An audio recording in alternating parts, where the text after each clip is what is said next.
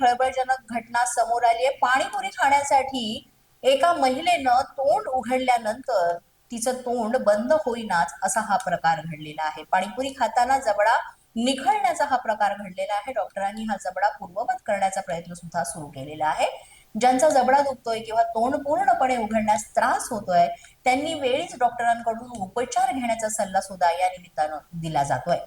50 वर्षीय महिला पाणीपुरी खाण्यासाठी गेली होती आणि तिथे पाणीपुरी खात असताना जो जबडा त्यांनी उघडला तो प्रमाणाच्या बाहेर उघडल्या कारणानं त्यांची ती अलाइनमेंट जी आहे ती निखळली गेली असं म्हटलं जात आहे। आणि त्यामुळेच या सगळ्या प्रकारामुळे त्यांचं तोंडच पुन्हा बंद होईना आणि लागलीच त्यांना रुग्णालयात उपचारासाठी दाखल करण्यात आलं। इंकला देवी असं या महिलेचं नाव असून रुग्णालयात सध्या त्यांच्यावर उपचार सुरू आहेत।